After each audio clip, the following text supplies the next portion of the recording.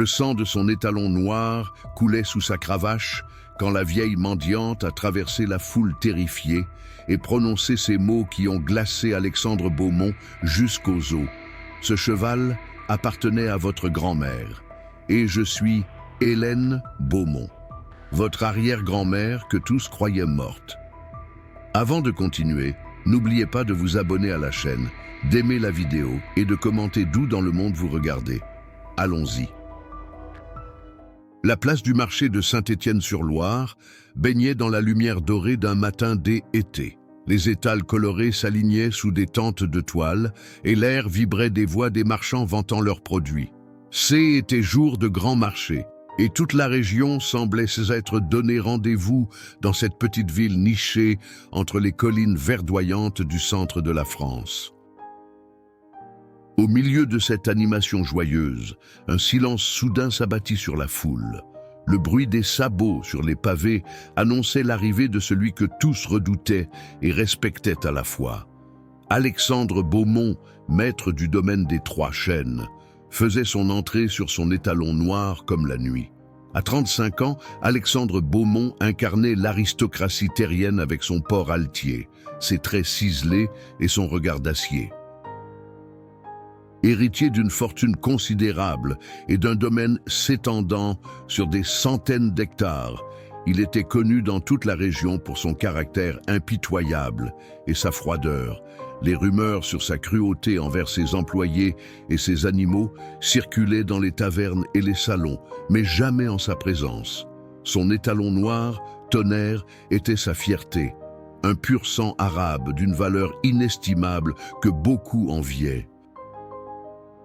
L'animal magnifique avançait d'un pas nerveux, comme s'il ressentait la tension émanant de son maître. « Place! Faites place !» cria Gustave, le régisseur du domaine qui accompagnait toujours Alexandre lors de ses sorties. La foule s'écarta instinctivement, créant un couloir humain à travers le marché. Tout aurait pu se dérouler comme d'habitude ce jour-là. Alexandre Beaumont serait passé, hautain et indifférent, aurait fait quelques achats par l'intermédiaire de Gustave, puis serait reparti vers son domaine. Mais le destin en avait décidé autrement. Un enfant surgit d'entre deux étals, poursuivant un chien errant. L'animal passa en trompe devant Tonnerre qui, surpris, se cabra violemment. Alexandre, pris au dépourvu, perdit momentanément l'équilibre avant de reprendre le contrôle de sa monture.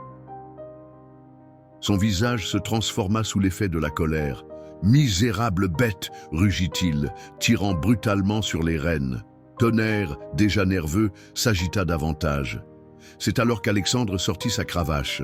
Le premier coup tomba sur le flanc de l'animal dans un claquement sinistre. « Tu vas obéir !» Le second coup fut plus violent encore. La foule, horrifiée, retenait son souffle. Personne n'osait intervenir. « Monsieur Beaumont, je vous en prie », tenta faiblement Gustave, mais un regard glacial le réduisit au silence. 3 coups, 4 coups. Ailes et talons tremblaient maintenant, ses yeux roulants de terreur, mais Alexandre semblait possédé par une rage froide qui effaçait toute raison. « Arrêtez! Vous allez le tuer !»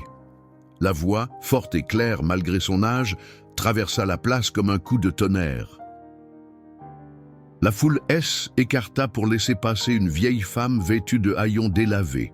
Ses cheveux blancs échappaient d'un foulard élimé, et elle s'appuyait sur un bâton de noisetier. Malgré son apparence misérable, elle avançait avec une dignité surprenante. Les villageois murmurèrent. C'était Marguerite, la mendiante qui vivait à la lisière du village. Certains la disaient folle, d'autres la considéraient comme une sorcière. Tous la traitaient avec un mélange de pitié et de méfiance. « De quel droit osez-vous me donner des ordres, vieille femme ?» cracha Alexandre, la cravache toujours levée. Marguerite s'approcha jusqu'à se tenir à quelques pas de l'étalon frémissant. Son regard croisa celui d'Alexandre sans ciller. « Ce cheval était le préféré de votre grand-mère, dit-elle d'une voix étrangement calme. Éléonore l'a élevé avec amour.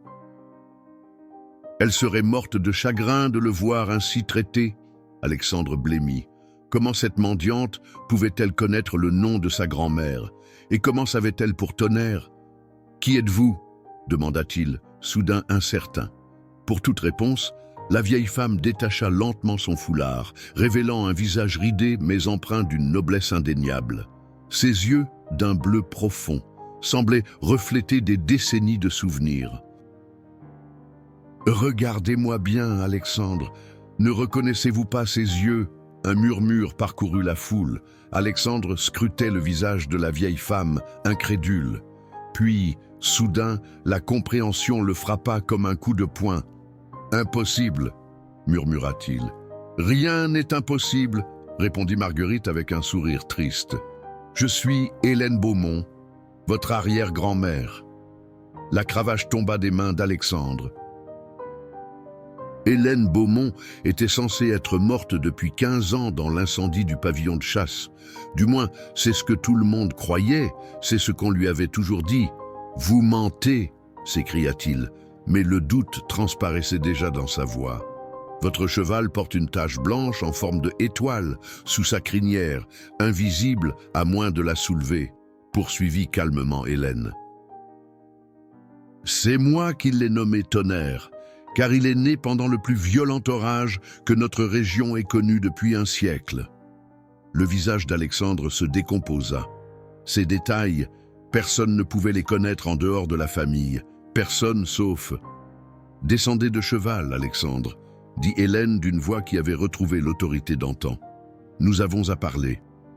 Il est temps que vous connaissiez la vérité sur votre héritage.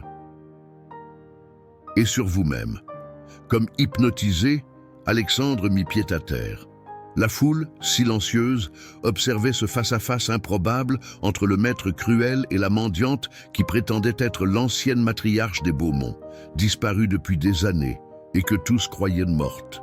Ce qu'Alexandre ignorait encore, c'est que cette rencontre allait bouleverser non seulement sa vie, mais aussi celle de tous les habitants de Saint-Étienne-sur-Loire. Car Hélène Beaumont, N, n'était pas revenue par hasard, et les secrets qu'elle portait étaient plus sombres et plus dangereux que tout ce qu'il pouvait imaginer. Le café du commerce, situé sur la place principale de Saint-Étienne-sur-Loire, n'avait jamais connu pareille agitation. Par les fenêtres, les curieux tentaient d'apercevoir la scène extraordinaire qui se déroulait à l'intérieur. Alexandre Beaumont, l'homme le plus redouté de la région, était assis face à une vieille femme en haillons qui prétendait être sa propre arrière-grand-mère, Hélène Beaumont. « Comment est-ce possible ?» demanda enfin Alexandre, brisant le lourd silence qui s'était installé depuis qu'ils étaient entrés dans l'établissement. « Nous avons enterré vos cendres. » J'y étais présent à la cérémonie. Hélène porta à ses lèvres la tasse de thé que la patronne, Madame Dufour, avait posée devant elle avec des mains tremblantes. Tout le monde dans le café avait été prié de sortir, à l'exception de Gustave qui se tenait près de la porte, mal à l'aise. « Ce que vous avez enterré, Alexandre, n'était qu'une mise en scène, » répondit Hélène, ses yeux bleus perçants fixés sur son arrière-petit-fils. « Une comédie orchestrée par votre père, Louis Beaumont ? Mon père ?» Alexandre secoua la tête, incrédule. « Pourquoi aurait-il fait une chose pareille ? Pour la même raison qu'il a falsifié mon testament, pour le pouvoir et l'argent. » Hélène reposa sa tasse avec une élégance qui contrastait étrangement avec ses vêtements usés. « Votre père n'a jamais accepté ma façon de gérer le domaine. Il trouvait que J était trop généreuse envers les fermiers, trop respectueuse envers les animaux, trop faible, selon ses termes. » Alexandre se souvenait de son père comme d'un homme froid et calculateur, mais de là à imaginer qu'il ait pu simuler la mort de sa propre grand-mère. « L'incendie du pavillon de chasse, commença-t-il, était bien réel, confirma Hélène. Votre père l'a déclenché en sachant que j'y passais mes après-midi. Ce qu'il ignorait, c'est que ce jour-là, J était sorti plus tôt pour chercher des herbes médicinales dans la forêt. Quand j'ai vu les flammes au loin, j'ai compris. J'ai compris que si je rentrais, je ne verrai pas le soleil se lever le lendemain. C'est absurde, protesta Alexandre, mais sans conviction. Mon père était dur, certes, mais pas un meurtrier. Hélène eut un rire sans joie. Croyez-vous vraiment connaître Louis Beaumont? Savez-vous comment il a acquis les terres des Merciers? Ou pourquoi la famille Leroy a quitté précipitamment la région après avoir travaillé pendant 3 générations sur nos terres? Le doute s'insinua dans l'esprit d'Alexandre. Son père avait toujours été secret sur ses affaires et certaines rumeurs. Pourquoi avoir attendu si longtemps pour réapparaître? Demanda-t-il brusquement. Mon père est mort il y a 5 ans. J'ai vécu caché pendant 15 ans, Alexandre. D'abord par peur, puis par honte. Hélène baissa les yeux. J'ai été lâche. J'aurais dû revenir et me battre. Mais votre père avait trop de pouvoir, trop d'influence. Et puis, j'ai entendu parler de vous, de ce que vous étiez devenu. Un silence lourd s'installa. Au dehors, Tonnerre était attaché à un poteau, et de temps à autre, un hennissement nerveux parvenait jusqu'à eux. J'ai appris comment vous traitiez vos chevaux, poursuivit Hélène. Ces animaux que j'ai tant aimés. Comment vous maltraitiez les fermiers du domaine, exactement comme votre père l'avait fait, et j'ai su qu'il était temps de revenir, de corriger mes erreurs. Vos erreurs? Alexandre sentit la colère monter en lui. Si vous êtes bien qui vous prétendez être, alors vous avez abandonné cette famille, vous m'avez abandonné. Oui, admit Hélène, soutenant son regard, et je le regretterai jusqu'à mon dernier souffle. Mais aujourd'hui, je suis là pour vous révéler la vérité, toute la vérité, même si elle doit vous briser. Elle sortit de sa poche un médaillon en or terni. Alexandre le reconnut immédiatement. Il en avait vu la réplique exacte autour du cou de sa grand-mère sur les rares portraits qui subsistaient au manoir. Ce médaillon contient la clé d'un coffre, expliqua Hélène. Un coffre que votre père n'a jamais pu ouvrir malgré tous ses efforts. À l'intérieur se trouvent des documents qui prouveront tout ce que j'avance. Et bien plus encore. Alexandre fixait le médaillon, partagé entre l'incrédulité et une curiosité dévorante. Était-il possible que cette femme dise vrai? Que son père, cet homme qu'il avait craint et respecté toute sa vie, ait été un meurtrier, un manipulateur? Où est ce coffre? Demanda-t-il finalement. Un sourire énigmatique se dessina sur les lèvres ridées d'Hélène. Dans l'endroit que votre père a toujours détesté. L'endroit où votre grand-mère est réellement enterrée. Alexandre blêmit. Grand-mère Éléonore, mais elle repose dans le caveau familial au cimetière du village. Ce que contient ce tombeau n'est qu'une boîte vide, répliqua Hélène. Éléonore a été enterrée selon ses dernières volontés, dans un lieu que seule elle et moi connaissions. Un lieu qui garde d'autres secrets bien plus lourds encore. Dehors, le soleil commençait à décliner.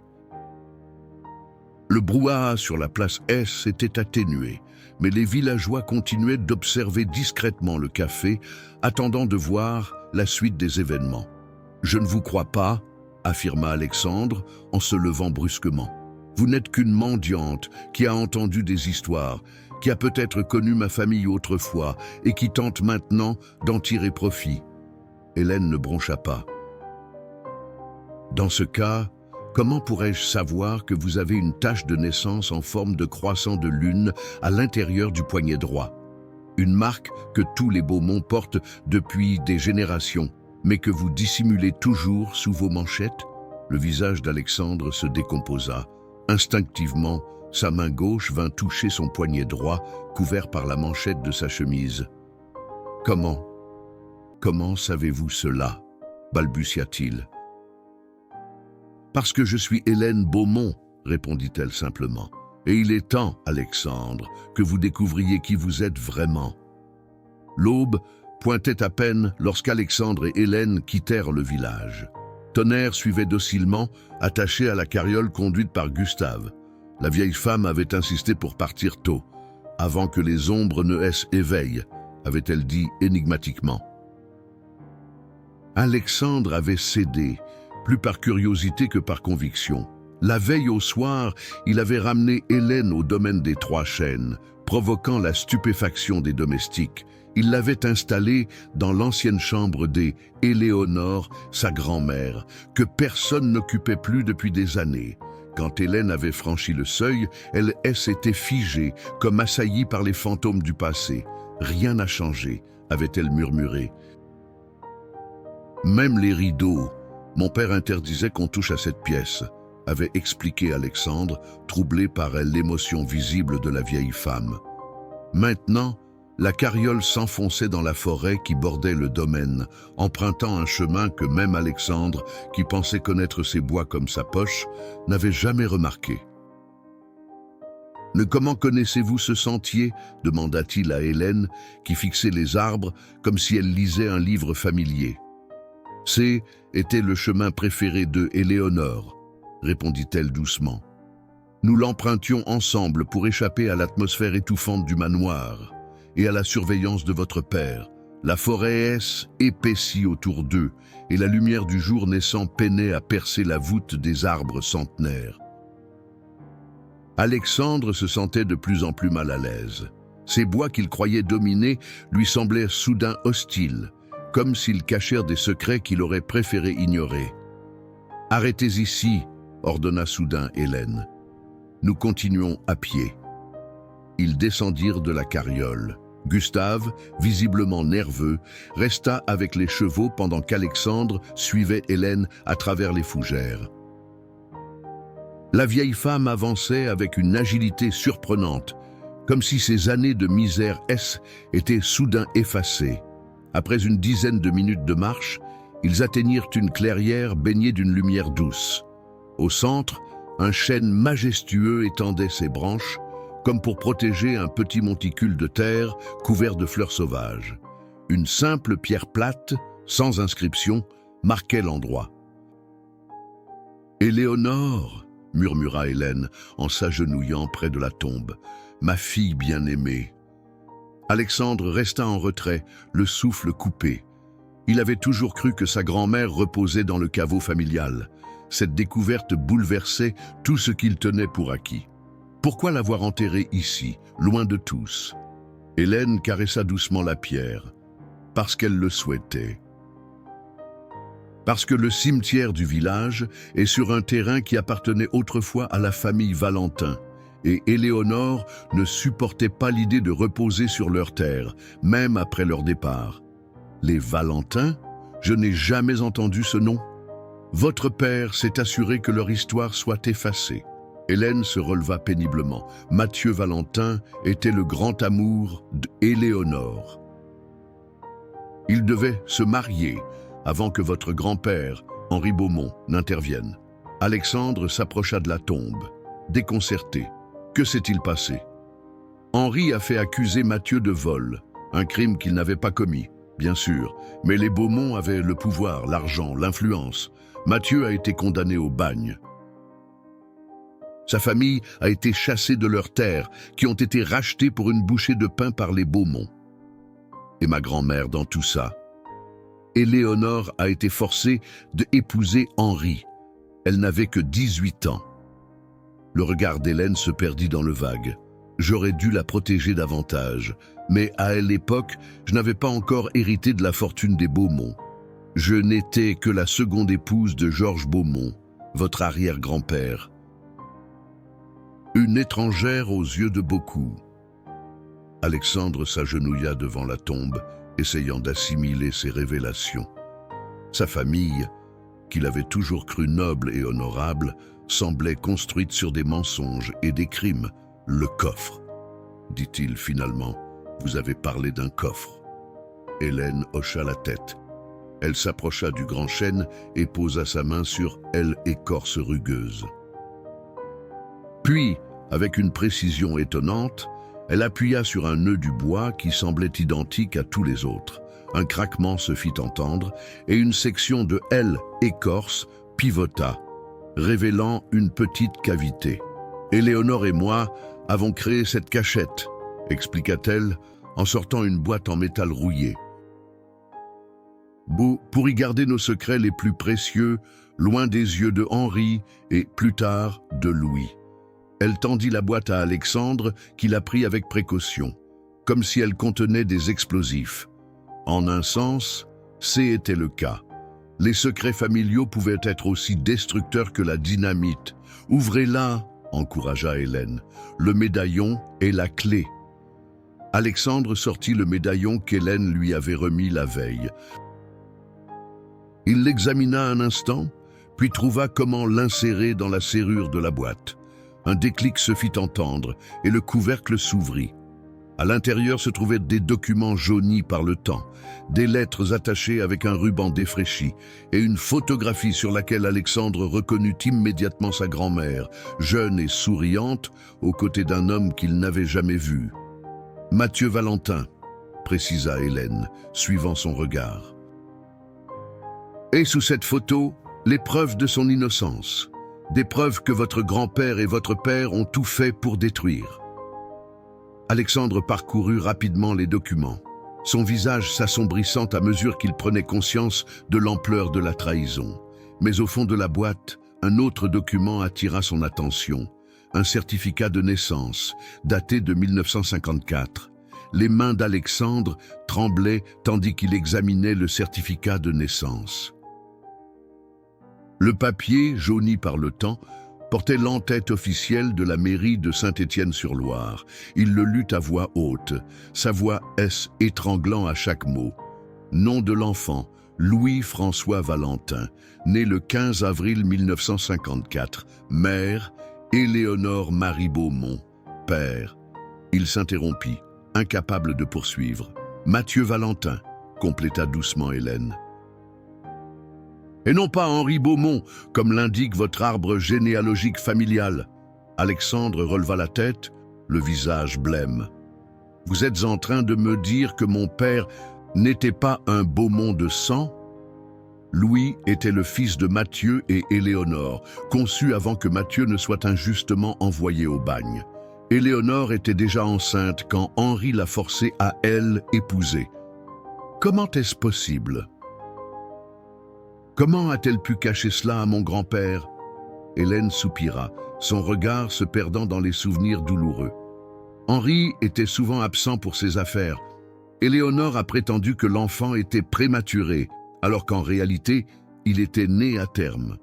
J était la seule à connaître la vérité, la seule à l'avoir aidé dans cette supercherie. Alexandre essayait d'assimiler cette révélation bouleversante. Louis Beaumont, cet homme dur et inflexible qu'il avait élevé dans le culte de la lignée pure des Beaumont, n'était lui-même pas un Beaumont par le sang. Mon père était-il au courant?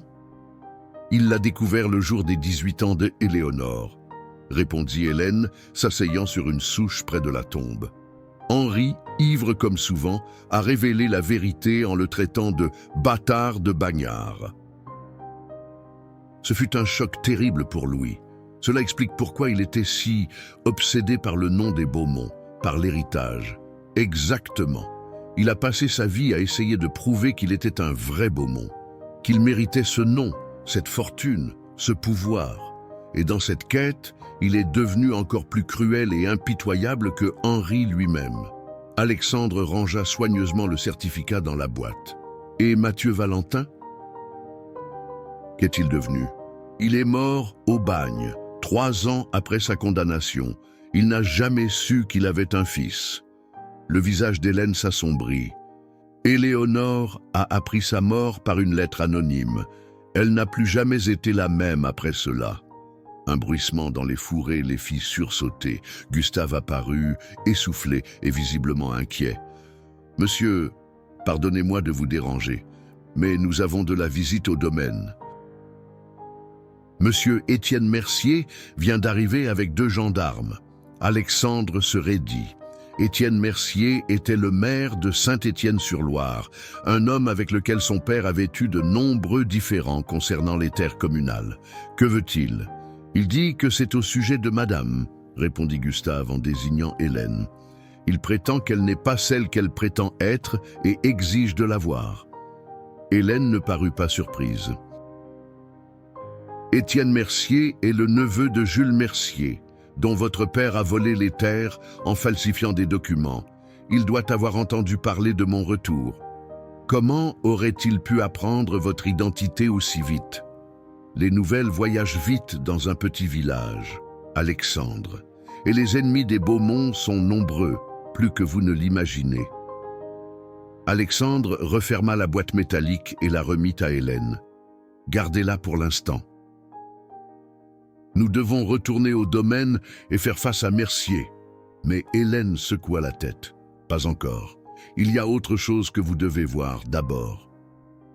Elle s'approcha de nouveau du grand chêne et cette fois appuya sur une autre partie de l'aile écorce.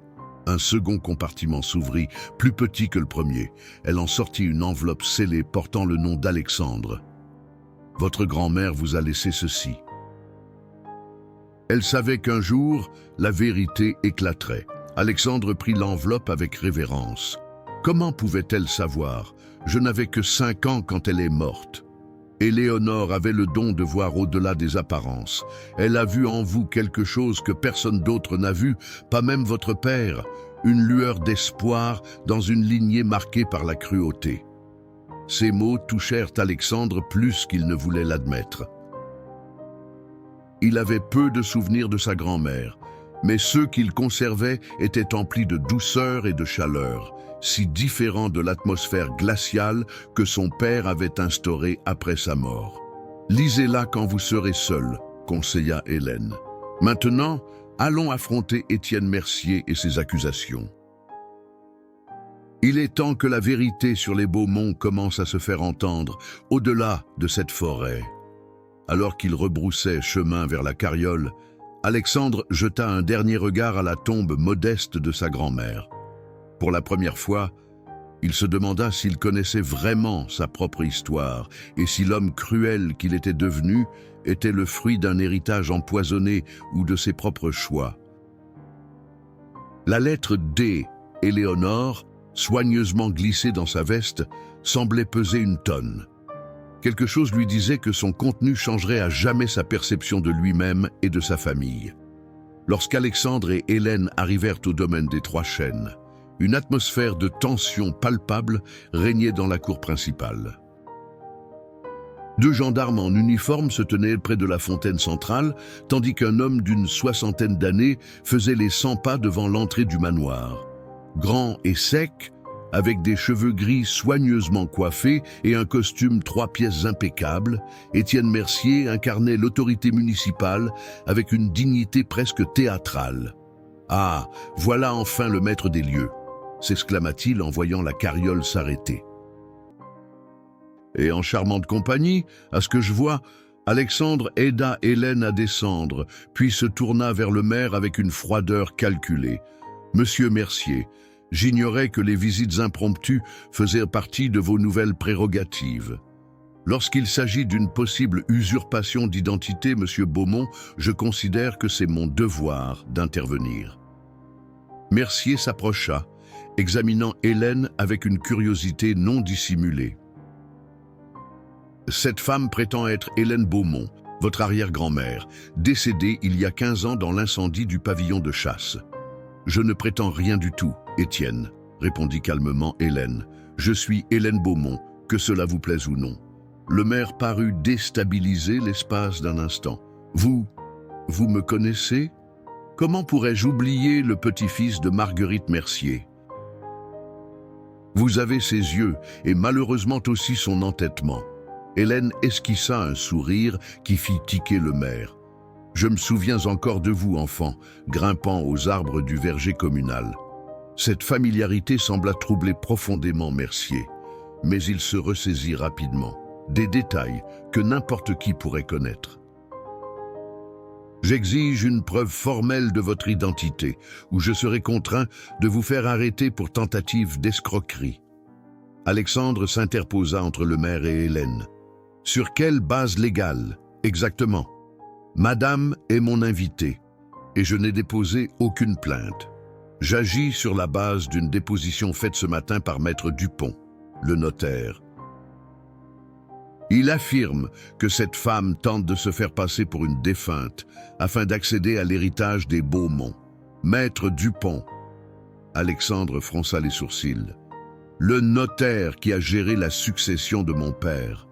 Le même, confirma Mercier, avec un sourire satisfait. Il est extrêmement préoccupé par cette situation. Hélène laissa échapper un petit rire sans joie. Bien sûr qu'il l'est. Pierre Dupont a aidé Louis à falsifier mon testament.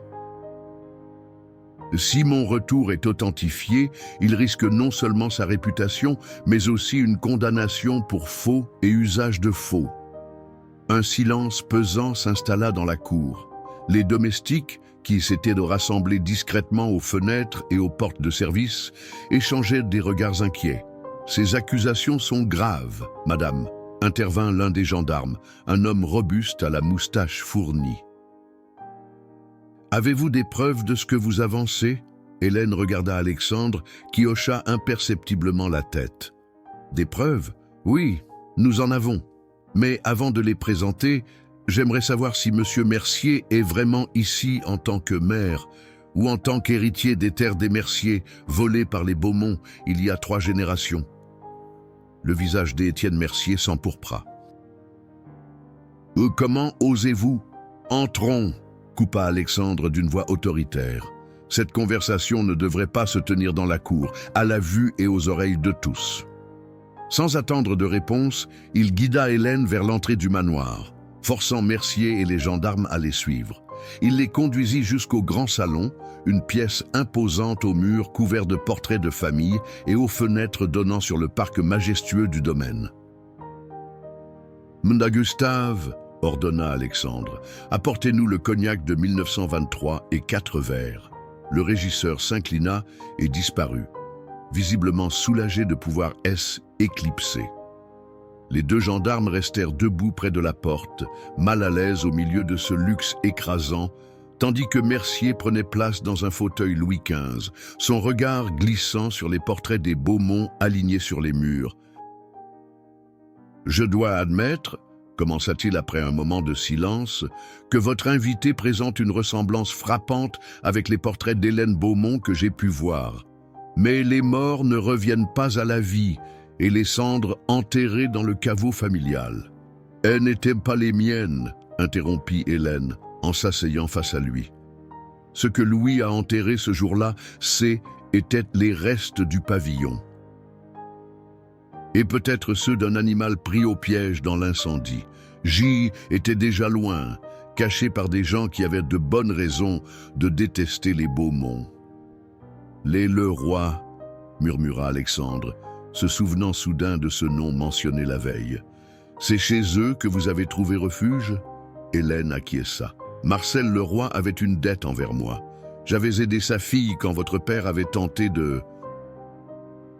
Enfin, disons simplement que Louis avait développé un intérêt malsain pour les jeunes filles du domaine. » Cette révélation fit pâlir Alexandre. Les rumeurs qu'il avait toujours rejetées comme des calomnies prenaient soudain une dimension terrifiante.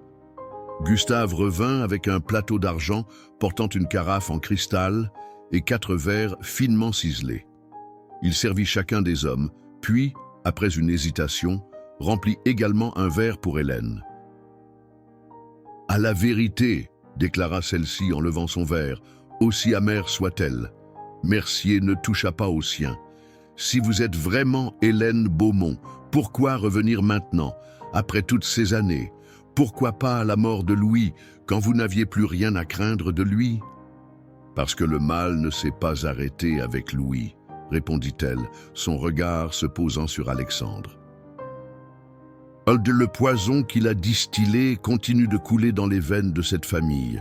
J'ai observé de loin, espérant que les choses changeraient naturellement. Mais quand j'ai vu comment Alexandre traitait ce pauvre cheval sur la place du marché, j'ai su que je ne pouvais plus attendre. » Alexandre baissa les yeux, la honte le submergeant soudain.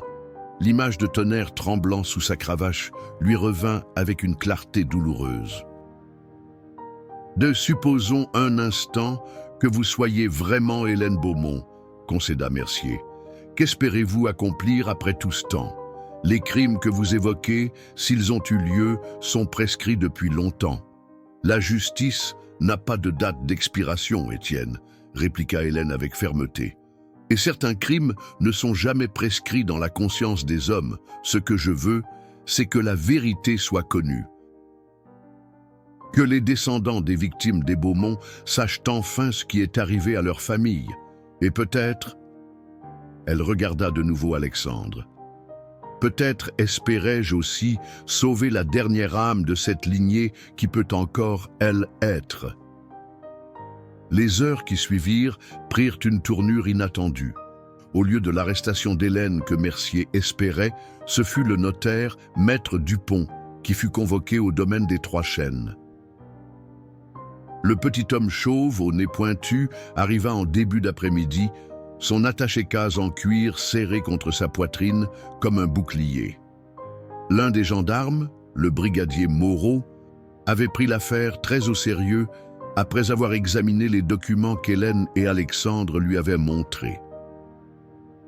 Son collègue était retourné à la gendarmerie chercher des archives, tandis que Mercier, incapable de partir, mais réticent à rester, faisait les 100 pas dans la bibliothèque.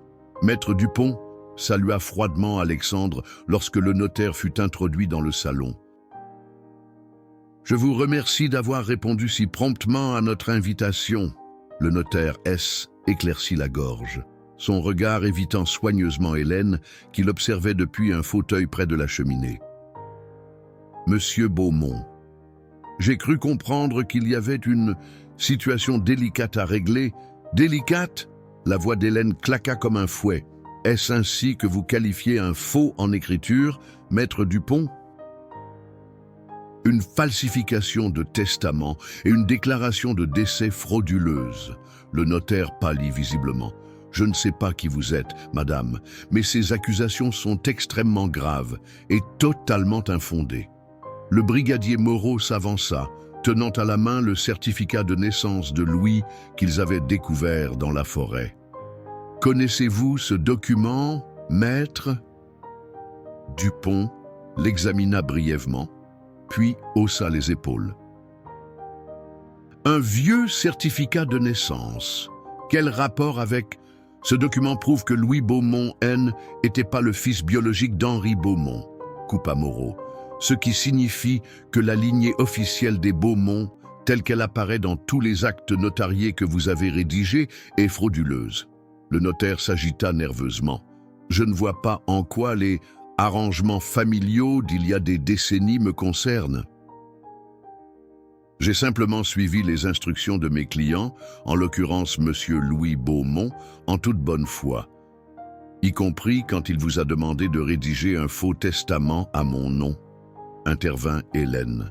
« Ou quand il vous a fait établir un certificat de décès sans corps identifiable, la sueur perlait maintenant sur le front dégarni de Dupont. De madame, je ne sais pas qui vous a raconté ces histoires absurdes, mais je peux peut-être vous rafraîchir la mémoire, proposa Hélène en sortant une enveloppe de sa poche. J'ai ici une lettre que vous avez écrite à Louis en 1975, après l'incendie. Une lettre où vous exprimez vos inquiétudes quant à la légalité de certaines procédures et où vous réclamez une compensation supplémentaire pour les risques encourus. » Le visage du notaire devint livide. « C'est impossible. Cette lettre a été détruite. Louis m'a assuré. » Il s'interrompit brusquement, réalisant qu'il venait d'admettre l'existence de la lettre. Un silence pesant envahit la pièce. Même Mercier, qui était approché pour suivre l'échange, semblait avoir momentanément perdu sa superbe. Louis N n'était pas aussi méticuleux qu'il le croyait, expliqua Hélène. Et j'avais pris mes précautions bien avant l'incendie. Je me doutais qu'il tenterait quelque chose. Le brigadier Moreau éclaircit la gorge. Maître Dupont, compte tenu de ces éléments, je vais devoir vous demander de nous accompagner à la gendarmerie pour un interrogatoire formel. C'est ridicule, s'exclama le notaire. Tout ceci n'est qu'un tissu de mensonges orchestré par cette impostrice. Dans ce cas, Vous n'aurez aucun mal à le prouver, répondit calmement Moreau. Mais pour l'heure, je dois insister. Tandis que le brigadier escortait un Dupont-Blême vers la sortie, Mercier s'approcha d'Alexandre et d'Hélène, son expression oscillante entre le choc et une curiosité mêlée de respect. « Je dois admettre que je commence à croire votre histoire, madame, concéda-t-il. Peu de personnes auraient pu acculer Dupont de cette façon. Cet homme a bâti sa carrière sur sa prétendue intégrité. Son intégrité avait un prix, répliqua Hélène, et Louis était prêt à le payer. » Mercier se tourna vers Alexandre. « Si tout ceci est vrai, vous réalisez ce que cela signifie pour votre position, pour votre héritage. » Alexandre hocha lentement la tête. Depuis les révélations de la matinée, cette question le tourmentait. Si son père n'était pas légitimement un Beaumont, et si le testament d'Hélène avait été falsifié, toute la fortune, le domaine, tout ce qu'il avait considéré comme son dû légitime, reposait sur une imposture. « Mon héritage », murmura-t-il. « Je commence à me demander si ce mot a encore un sens. » Mercier le dévisagea, surpris par cette réflexion inattendue de la part de l'homme qu'il avait toujours considéré comme l'arrogant héritier des Beaumont. « Si vous voulez bien m'excuser, » dit soudain Alexandre, « j'ai besoin d'un moment. » Sans attendre de réponse, il quitta le salon et monta à l'étage, vers sa chambre. Une fois seul, il sortit de sa veste l'enveloppe que sa grand-mère lui avait laissée.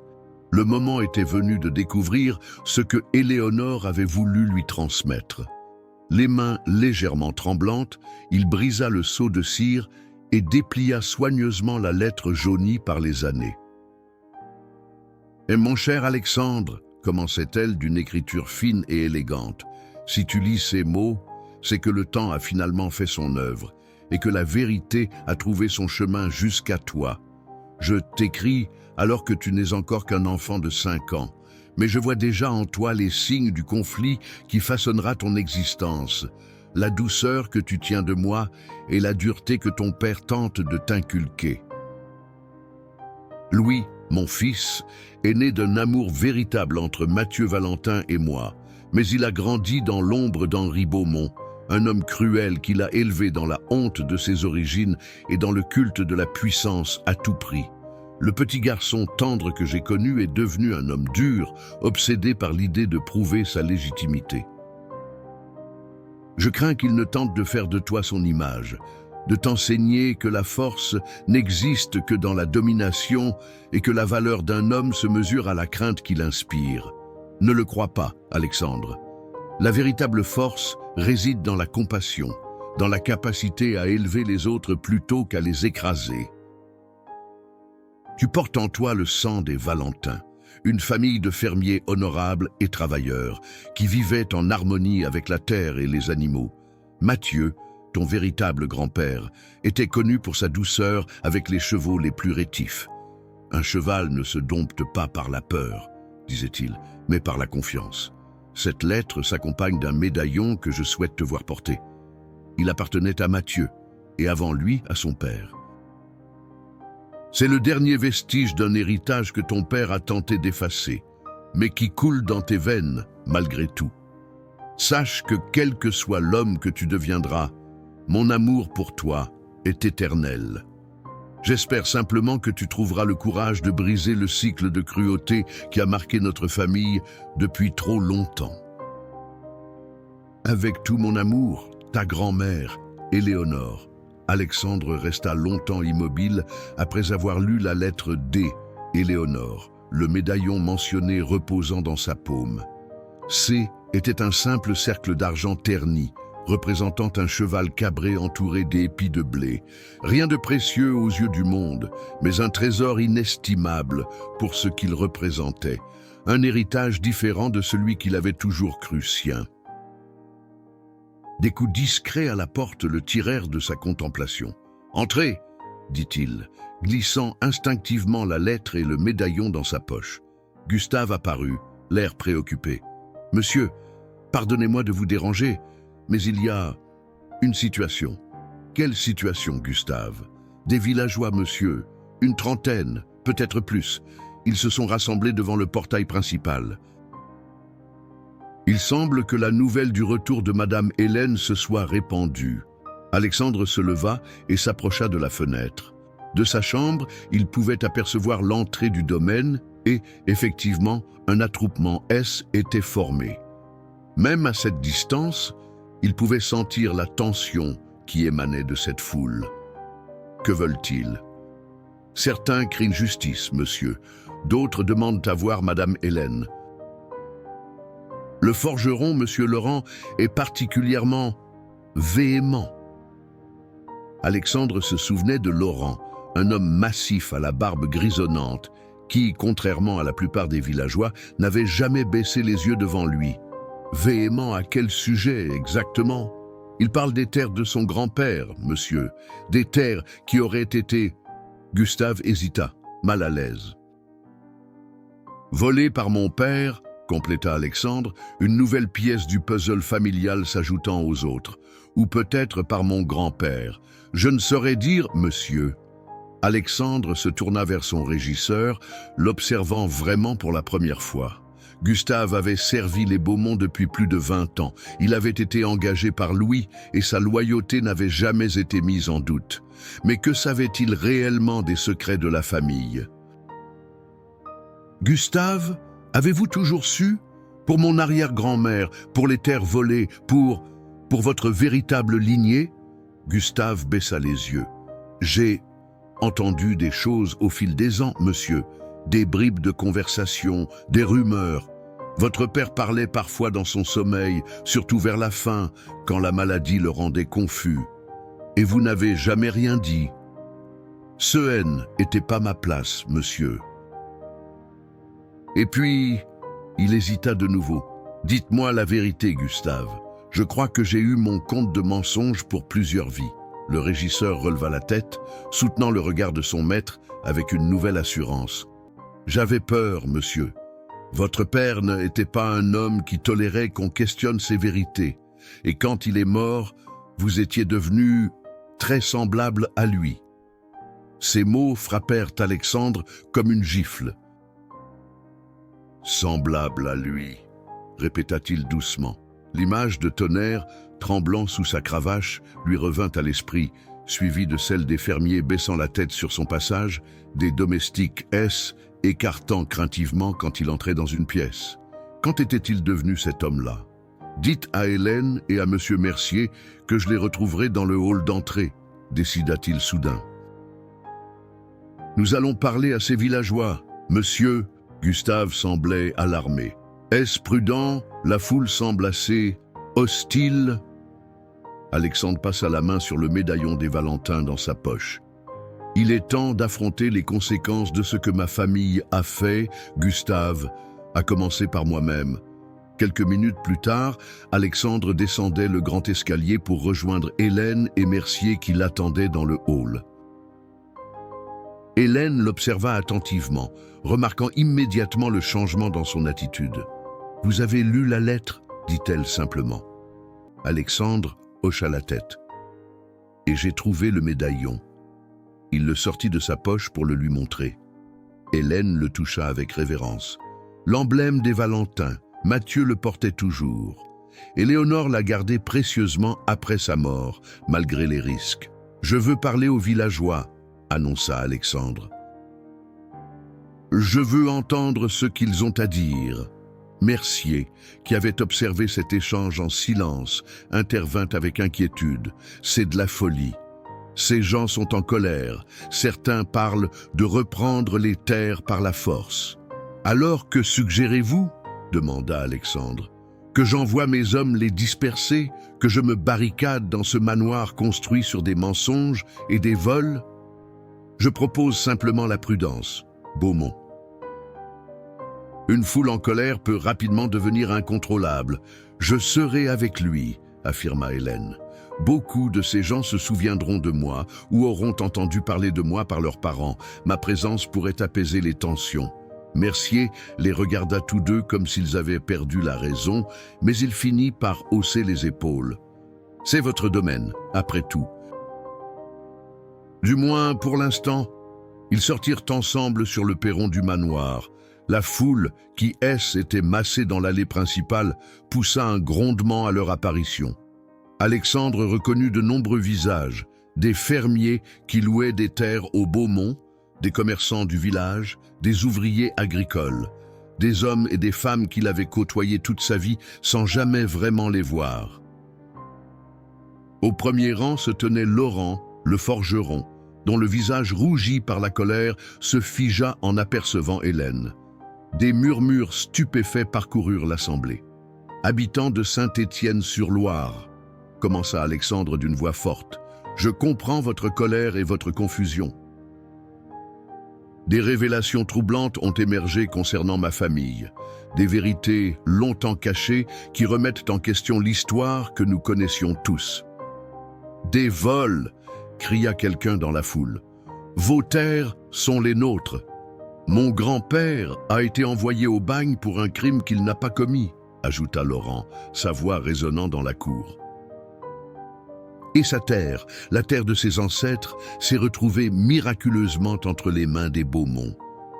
D'autres voix s'élevèrent, chacune racontant une injustice, un abus de pouvoir, une vie brisée par l'avidité des Beaumont. Alexandre les écouta toutes, chaque témoignage ajoutant un poids sur ses épaules, chaque accusation confirmant ce qu'Hélène et la lettre D, Éléonore, lui avaient révélé.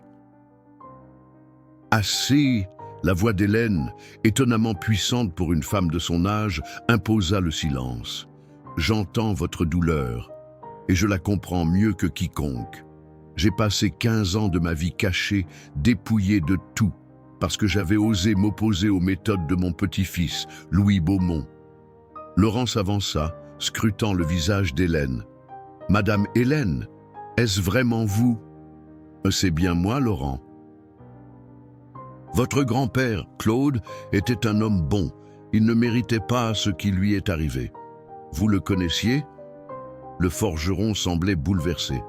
Je connaissais tous ceux qui travaillaient sur ces terres, du temps où j'en étais la gardienne. Et je n'ai jamais approuvé la façon dont Henri puis Louis les ont traités. Un silence respectueux s'établit.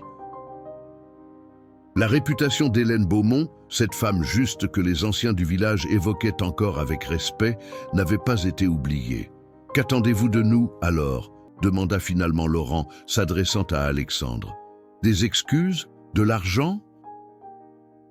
Cela ne ramènera pas mon grand-père, ni les années qu'il a passées au bagne. » Alexandre descendit les marches du perron pour se tenir au même niveau que la foule, un geste qui surprit tout le monde, y compris Hélène.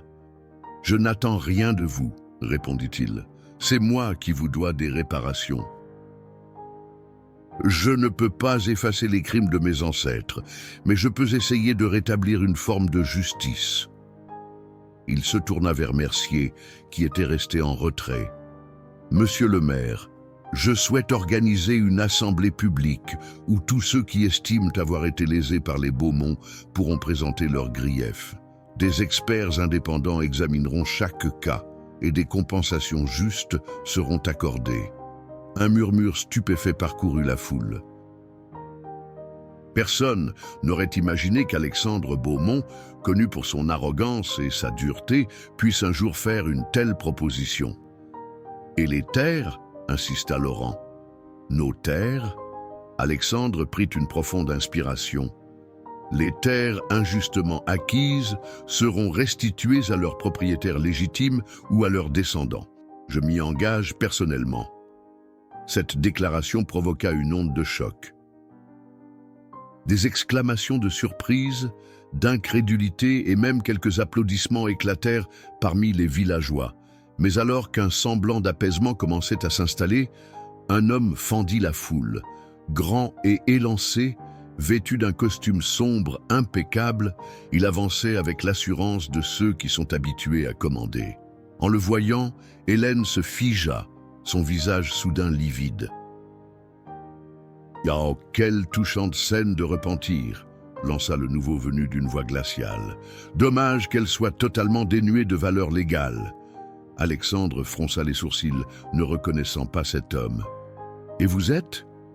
Philippe Devreau ? du cabinet Devreau et Fils, conseiller juridique de la famille Beaumont depuis 3 générations. Il sortit une enveloppe de sa veste.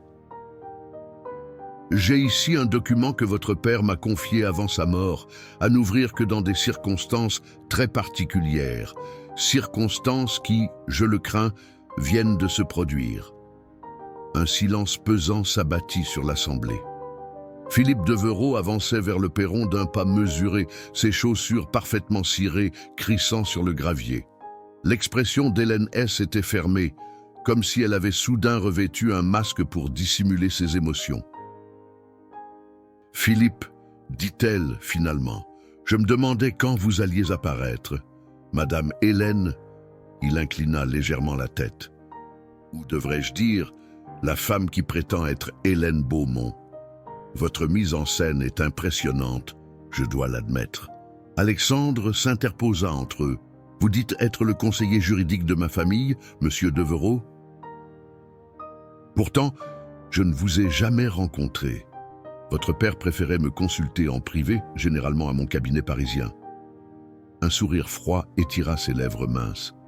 Louis était un homme prévoyant. Il savait que certaines vérités risquaient de émerger après sa mort, et il a pris ses dispositions. Il agita l'enveloppe qu'il tenait. Ce document est un testament subsidiaire, légalement contraignant, qui stipule que si jamais vous, Alexandre Beaumont, tentiez de disperser le patrimoine familial ou de reconnaître des revendications contre la famille, l'intégralité des biens serait immédiatement transférée à la Fondation Beaumont, dont je suis, par un heureux hasard, l'administrateur principal. Des murmures indignés s'élevèrent parmi les villageois. Laurent, le forgeron, fit un pas menaçant vers Devereux, mais fut retenu par ses voisins. « Montrez-moi ce document », exigea Alexandre, tendant la main. Devereux recula légèrement. « Il s'agit d'un acte juridique confidentiel. Vous pourrez le consulter avec votre propre avocat, bien entendu, mais pas ici, devant cette foule hostile. » « Ma grand-mère avait raison, » murmura Alexandre, assez fort pour être entendu. « C'est même mort. Mon père continue de manipuler les fils comme un marionnettiste. » Hélène posa une main sur son bras. « N'oubliez pas qui vous êtes vraiment, Alexandre. Le sang des Valentins coule dans vos veines, pas seulement celui des Beaumont. » Devereux laissa échapper un rire méprisant. « Ah, le vieux conte de fées sur les Valentins.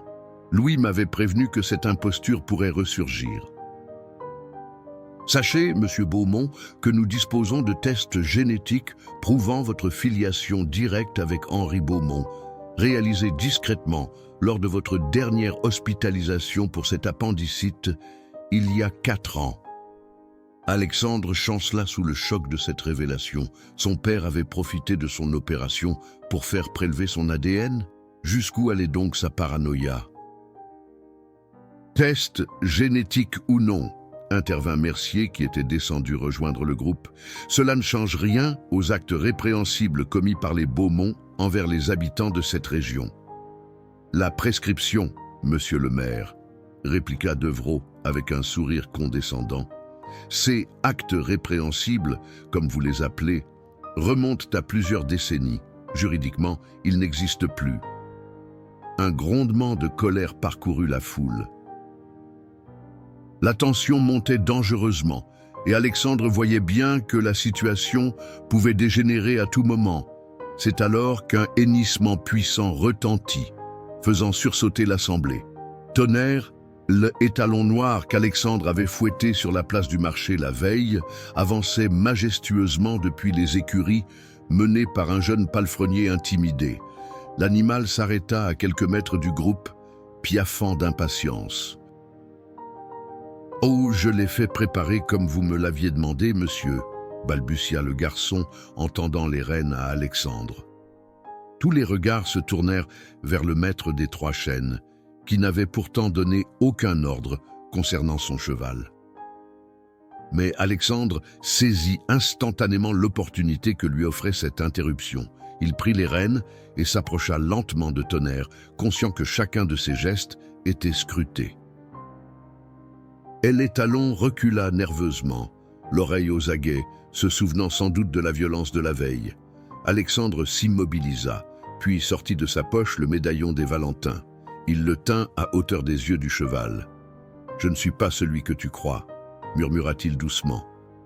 « Je ne suis pas celui que je croyais être moi-même. » À la surprise générale, il détacha sa cravache de sa ceinture et la jeta au sol, puis s'approcha de nouveau de Tonnerre, la main tendue, paume ouverte. L'animal hésita, puis tendit son museau, reniflant prudemment les doigts offerts. Mon grand-père, mon vrai grand-père, disait qu'un cheval ne se dompte pas par la peur, mais par la confiance, déclara Alexandre, assez fort pour que tous l'entendent. Il caressa doucement l'encolure de Tonnerre qui, contre toute attente, se laissa faire. Je crois qu'il en va de même pour les hommes. Il se tourna vers Devreau, le médaillon toujours à la main. Je me moque de vos tests génétiques et des manigances posthumes de mon père. Voici mon véritable héritage. Il montra l'emblème des Valentins. Et je ne laisserai ni vous, ni le fantôme de Louis Beaumont m'empêcher de faire ce qui est juste. Vous ne comprenez pas, insista Devreau, agitant de nouveau l'enveloppe. Ce testament est inattaquable. Si vous persistez dans cette voie, vous perdrez tout. Non, c'est vous qui ne comprenez pas, répliqua Alexandre avec une tranquille assurance. Ce que vous appelez tout n'est rien comparé à ce que j'ai déjà perdu sans le savoir. Mon identité, ma véritable histoire et la chance de devenir un homme meilleur que ceux qui m'ont précédé. Il monta en selle avec une aisance surprenante, Tonnerre restant étonnamment calme sous lui. Monsieur Mercier, je maintiens ma proposition d'une assemblée publique pour examiner les griefs contre ma famille. Quant à vous, monsieur Devreau, je vous invite à me rejoindre au manoir dans 1 heure avec ce fameux document. Nous verrons alors ce qu'en dira la justice. Sans attendre de réponse, il fit faire demi-tour à Tonnerre et S éloigna au petit trot vers les bois qui bordèrent le domaine, laissant derrière lui une foule stupéfaite par ce retournement de situation. Hélène le suivit du regard, un sourire énigmatique aux lèvres. « Les Valentins ont toujours eu un don avec les chevaux, » murmura-t-elle, plus pour elle-même que pour les autres. Devreau s'approcha d'elle, profitant de la confusion générale pour lui glisser à l'oreille. « Vous pensez avoir gagné, n'est-ce pas? Mais Louis avait prévu votre retour, Hélène. Il savait que vous réapparaîtriez un jour, comme un fantôme du passé. Louis a toujours été intelligent, concéda Hélène, mais il lui manquait une qualité essentielle, la capacité de croire que les gens peuvent changer. Alexandre n'est pas comme lui. Nous verrons cela. » Devreau rangea soigneusement l'enveloppe dans sa veste. « Je me demande s'il sera aussi déterminé quand il découvrira le reste du testament. Et ce qu'il révèle sur vous. » Le visage d'Hélène se crispa imperceptiblement. « De quoi parlez-vous » Mais Devreau éloignait déjà, se frayant un chemin à travers la foule qui commençait à se disperser, commentant avec animation les événements extraordinaires de cette journée. Pendant ce temps, Alexandre avait atteint l'orée du bois. Il ralentit Tonnerre au pas et s'engagea sur un sentier qu'il connaissait depuis l'enfance. Ce chemin menait à un petit lac caché au cœur de la forêt, un endroit où il venait souvent se réfugier quand l'atmosphère du manoir devenait trop oppressante. Alors qu'il avançait sous la voûte des arbres, il sentit un poids s'alléger sur ses épaules. Pour la première fois depuis longtemps, peut-être pour la première fois de sa vie adulte, il avait agi selon sa conscience, et non selon ce qu'on attendait de lui en tant qu'héritier des Beaumont. Le médaillon des Valentins pesait contre sa poitrine, là où il l'avait suspendu à une chaîne, un nouvel héritage, une nouvelle identité à explorer. Et pourtant, les paroles de Devreau sur les tests génétiques le troublaient profondément. Était-il possible que toute cette histoire de filiation avec les Valentins ne soit qu'un mensonge élaboré? Que malgré les documents découverts, il soit réellement le petit-fils d'Henri Beaumont? Et si c'était le cas, Cela changeait-il vraiment qui il avait décidé d'être désormais? Arrivé au bord du lac, il mit pied à terre et laissa Tonnerre s'abreuver librement. L'eau miroitait sous le soleil de l'après-midi, paisible et indifférente aux drames humains qui se jouaient autour d'elle. Alexandre sortit la lettre D, Éléonore, et la relut lentement.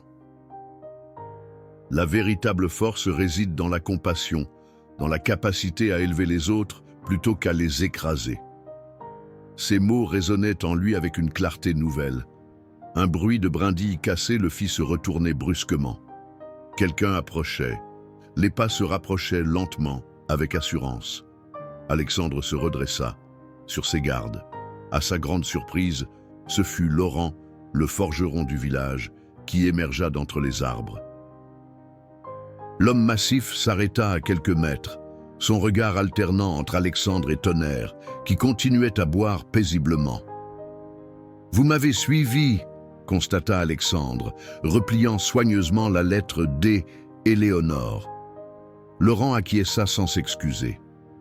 « Je voulais vous parler seul à seul, loin des oreilles de ce Devreau et de ses menaces juridiques. Comment m'avez-vous trouvé ? » « Ce sentier était le préféré de votre grand-mère, » répondit simplement le forgeron. « Éléonore venait souvent ici, parfois accompagnée de Madame Hélène. Les anciens du village connaissent tous cet endroit. » Alexandre fut frappé par cette révélation. Ce lieu qu'il avait toujours considéré comme son refuge secret était en fait lié à sa grand-mère. Était-ce elle qui lui avait montré ce chemin durant sa petite enfance, laissant une empreinte dans sa mémoire dont il n'avait pas conscience? « Que voulez-vous, Laurent ?» Le forgeron s'approcha du bord du lac, contemplant la surface miroitante. « Mon grand-père, Claude Laurent, était forgeron comme moi. Avant lui, son père et son grand-père exerçaient déjà ce métier à Saint-Étienne-sur-Loire. » Il se tourna vers Alexandre. « Mais ils étaient aussi propriétaires terriens. Pas des grands seigneurs comme les Beaumont, bien sûr, mais ils possédaient quelques hectares de bonnes terres le long de la rivière. Les terres qui appartiennent maintenant à ma famille, devina Alexandre. Exactement. Henri Beaumont convoitait ces terres depuis des années, mais mon grand-père refusait de vendre. Alors un jour, des outils provenant du manoir ont été retrouvés dans sa forge. On l'a accusé de vol et il a été condamné au bagne. Ces terres ont été saisies pour dédommager les Beaumont. La voix de Laurent tremblait de colère contenue. Il est mort là-bas, 6 mois plus tard. Alexandre resta silencieux, confronté une fois de plus au crime de sa famille. Savez-vous ce qu'il y a sur ces terres aujourd'hui ? Poursuivit Laurent. Les vignobles du domaine, répondit Alexandre. Ceux qui produisent notre meilleur vin. Laurent hocha la tête. Ces vignes sont dans ma famille depuis des générations. Avant de mourir, mon père m'a confié les journaux de mon grand-père, où il consignait tous les détails de la culture, les particularités du sol, les techniques de taille, un savoir transmis de père en fils pendant 2 siècles. Un oiseau plongea dans le lac, créant des cercles concentriques qui s'étendirent jusqu'au rivage. Alexandre observa ces ondes, comme une métaphore des conséquences des actions de sa famille qui continuaient à se propager à travers les générations. « Si ces terres vous sont restituées, dit-il finalement, qu'en ferez-vous ?»« Je reprendrai la culture, » affirma Laurent sans hésiter. « Je ne suis pas seulement forgeron, monsieur Beaumont. Le sang des vignerons coule dans mes veines, tout comme le sang des Valentins coule dans les vôtres, si l'on en croit Madame Hélène. » Alexandre sourit faiblement. « Et vous avez confiance en sa parole ?» Madame Hélène était la seule Beaumont que les villageois respectaient vraiment. Elle traitait chacun avec dignité, qu'il soit riche ou pauvre. Sa disparition a été une perte pour toute la communauté.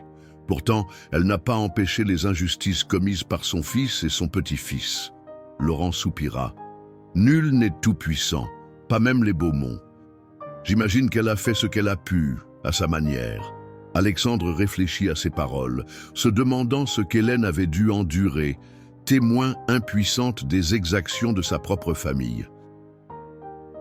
Était-ce pour cela qu'elle avait choisi de disparaître plutôt que de continuer à vivre dans cette maison souillée par tant de cruauté?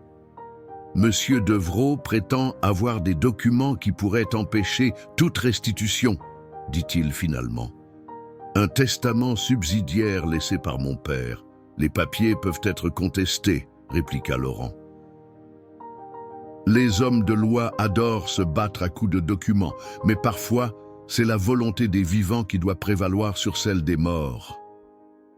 Ces mots résonnèrent étrangement avec ce qu'Alexandre ressentait.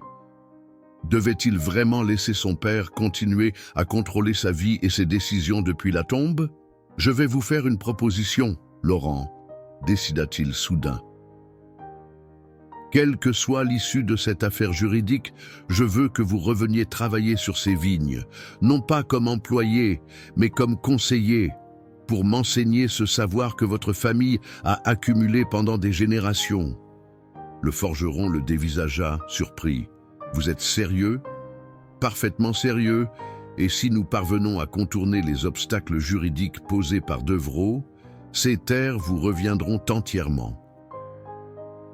Sinon, nous trouverons un arrangement qui reconnaisse vos droits légitimes, même si la propriété formelle reste aux mains des Beaumont. » Laurent sembla peser cette proposition, son regard s'attardant sur Tonnerre qui broutait maintenant paisiblement près du lac. « Vous avez changé depuis hier, monsieur Beaumont. » Je n'aurais jamais cru voir un tel revirement. Disons que j'ai reçu un héritage inattendu, répondit Alexandre en touchant le médaillon des Valentins. Un héritage qui n'a rien à voir avec l'argent ou les terres. Le forgeron tendit sa main calleuse. J'accepte votre proposition et je vous aiderai à combattre ce Devrault et ses papiers. Les villageois seront de votre côté si vous êtes sincère dans votre désir de réparation. Alexandre serra cette main avec gratitude, sentant qu'il venait de sceller une alliance qui pourrait changer le destin de Saint-Étienne-sur-Loire. C'est à ce moment qu'un bruissement dans les fourrés attira leur attention. Gustave apparut, hors d'haleine. « Monsieur, je vous cherchais partout. Il faut que vous reveniez immédiatement au manoir. » « Que se passe-t-il, Gustave? »« C'est Madame Hélène. Elle s'est effondrée après votre départ. Le médecin est avec elle, mais... » Le régisseur hésita. « Elle demande à vous voir. Elle dit qu'il y a quelque chose qu'elle doit vous avouer avant qu'il ne soit trop tard. » Alexandre et Laurent échangèrent un regard inquiet. « Avant qu'il ne soit trop tard, » répéta Alexandre. « Est-ce si grave? Je l'ignore, monsieur. » Mais elle semblait très agitée après sa conversation avec monsieur Devrault. Elle n'a cessé de répéter qu'elle devait vous parler du dernier secret, que vous deviez savoir toute la vérité avant l'arrivée des documents. Alexandre enfourcha rapidement Tonnerre. « Laurent, venez avec moi. J'ai le sentiment que votre présence pourrait être utile. » Tandis qu'il se hâtait vers le manoir, l'esprit d'Alexandre bouillonnait de questions. Quel était ce dernier secret qu'Hélène voulait lui révéler? Et pourquoi Devrault semblait-il si confiant, comme s'il détenait une arme fatale contre eux? Le soleil commençait à décliner, projetant des ombres allongées sur le chemin.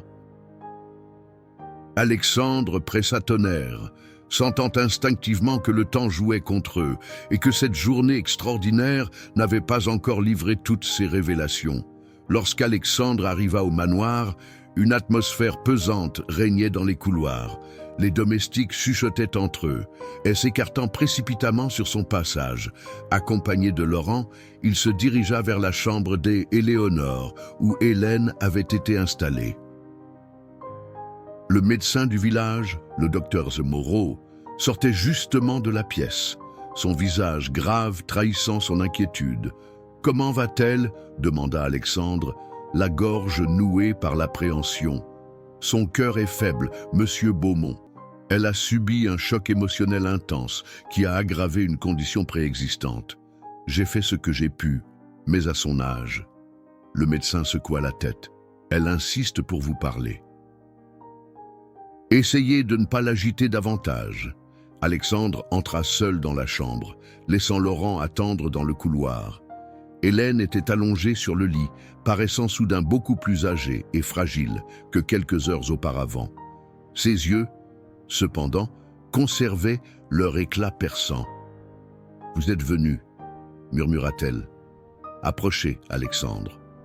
Le temps nous est compté. » Il s'assit sur le bord du lit, prenant sa main ridée dans la sienne. « Qu'est-ce que Deveraux vous a dit ? Quel est ce dernier secret que vous voulez me révéler ?» Hélène prit une inspiration laborieuse. « Je vous ai dit la vérité sur votre père, sur Louis.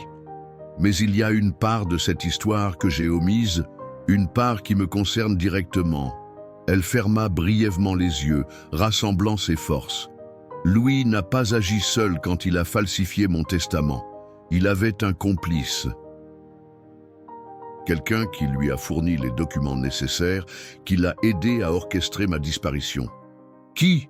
pressa doucement Alexandre. « Moi » avoua Hélène, une larme glissant sur sa joue ridée. « C'était moi, Alexandre.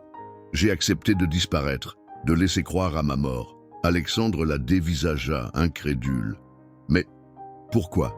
Pour protéger Éléonore. » Sa voix se brisa. Louis avait découvert son secret, que son véritable père était Mathieu Valentin.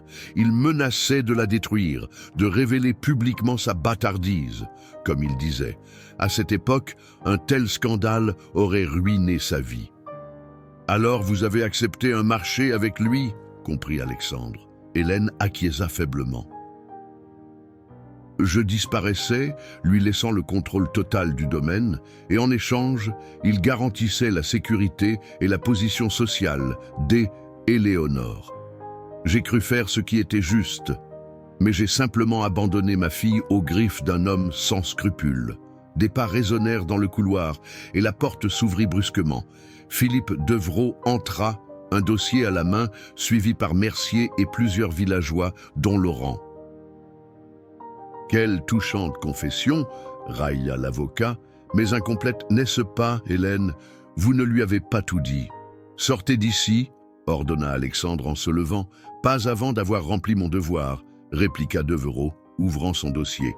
« Voici le testament subsidiaire de Louis Beaumont, stipulant que si vous tentez de disperser le patrimoine familial, tout revient à la Fondation Beaumont. » Il sortit un second document. « Non, mais voici l'accord signé par Hélène Beaumont en 1975, où elle renonce volontairement à tous ses droits sur le domaine en échange d'une rente substantielle versée sur un compte suisse. Une rente dont elle a profité pendant 15 ans, tandis que son petit-fils devenait un tyran. » Des murmures choqués s'élevèrent parmi les villageois présents. Alexandre regardait Hélène, cherchant dans ses yeux la vérité. « Est-ce vrai ?» demanda-t-il doucement. « Avez-vous accepté de l'argent ? » ?»« Oui, » admit-elle, les larmes coulant librement maintenant. « Je l'ai fait, mais pas pour moi. Cet argent a servi à financer l'éducation des enfants Leroy après que Louis ait chassé leur famille. Il a payé les soins médicaux de la veuve Valentin. Il a aidé tous ceux que je ne pouvais plus protéger ouvertement. » Laurent s'avança. « C'est vrai. Ma propre mère a pu étudier grâce à une bourse anonyme. Nous avons toujours soupçonné que cela venait de Madame Hélène, même si nous la croyions morte. » Deveraux balaya ses explications d'un geste impatient. « Sentimentalisme inutile. Les faits juridiques sont là. Ces terres appartiennent légalement à la Fondation Beaumont et aucune de vos promesses généreuses n'a la moindre valeur, Monsieur Beaumont. » Alexandre regarda l'avocat froidement, puis se tourna vers Mercier. « Monsieur le maire, est-ce que la mairie possède les archives cadastrales originales avant les acquisitions des Beaumont ?»« Bien sûr, » confirma Mercier, « elles sont conservées depuis des générations. Et ces archives prouveraient que les terres ont changé de main suite à des procédures douteuses ? Sans aucun doute, acquiesça Mercier, comprenant où il voulait en venir. Alexandre se tourna alors vers Deveraux. « Vous oubliez un détail, maître. Mon père peut avoir protégé son patrimoine par des clauses testamentaires, mais il ne pouvait pas se protéger contre des poursuites posthumes pour fraude et falsification de documents. Des accusations ridicules qui ne tiendraient jamais devant un tribunal, répliqua Devrault, mais son assurance semblait vaciller. Vraiment ? Alexandre sortit la boîte métallique qu'ils avaient trouvée dans la forêt. Nous avons ici des preuves solides de malversation s'étendant sur 3 générations. Le brigadier Moreau est déjà en train d'interroger Maître Dupont, qui semble très disposé à coopérer pour alléger sa propre peine. Il s'approcha de Devrault. Que préférez-vous ? Un scandale public qui détruira votre réputation et celle de votre cabinet, ou un arrangement à l'amiable qui respecte les droits légitimes des habitants de Saint-Étienne-sur-Loire ? L'avocat le dévisagea, calculant visiblement ses options. Vous êtes prêt à ternir le nom des Beaumont, à exposer publiquement les crimes de votre famille. Je suis prêt à faire ce qui est juste, affirma Alexandre, touchant le médaillon des Valentins. Mon véritable héritage n'est pas dans un nom ou dans des terres mal acquises. Il est dans les choix que je fais aujourd'hui. Un faible applaudissement éleva du lit. Hélène souriait à travers ses larmes. Éléonore avait raison. Elle a toujours dit que vous étiez différent. Devrault, comprenant qu'il avait perdu, rassembla ses documents avec une dignité forcée. « Ah, vous entendrez parler de mes avocats, Beaumont. J'y compte bien, » répondit Alexandre en le regardant sortir. Dans les jours qui suivirent, un vent de changement souffla sur Saint-Étienne-sur-Loire. Une commission fut établie pour examiner chaque revendication concernant les terres des Beaumont. Les vignobles retournèrent officiellement à la famille Laurent, tandis que d'autres parcelles furent restituées à leurs propriétaires légitimes ou à leurs descendants. Hélène, bien que fragile, vécut assez longtemps pour voir ses injustices réparées. Un matin d'automne, elle demanda à être conduite à la tombe de Éléonore dans la forêt. Assise près de la pierre simple, elle parla longuement à sa fille, lui racontant comment son petit-fils avait finalement trouvé sa voie. Quant à Alexandre, il conserva le manoir et une partie des terres. Mais sa relation avec le domaine avait fondamentalement changé. Il n'était plus le maître arrogant qui inspirait la crainte, mais un homme qui cherchait à reconstruire sur des fondations plus saines. Tonnerre, son étalon noir, ne connut plus jamais la morsure de la cravache. Sous la direction patiente d'Alexandre, il devint l'un des chevaux les plus admirés de la région, connu pour sa douceur avec les enfants qui venaient désormais régulièrement visiter les écuries des Trois Chênes. Le médaillon des Valentines ne quittait jamais le cou d'Alexandre. Ce N était pas seulement un symbole de ses origines retrouvées, mais aussi un rappel constant que l'héritage le plus précieux n'est pas celui qu'on reçoit, mais celui qu'on choisit de créer. Et parfois, lorsqu'il galopait avec Tonnerre à travers les champs au lever du soleil, Alexandre se surprenait à murmurer les paroles de sa grand-mère. La véritable force réside dans la compassion, dans la capacité à élever les autres plutôt qu'à les écraser. Une leçon simple mais profonde, héritée non pas du sang des Beaumont, mais du cœur des Valentins.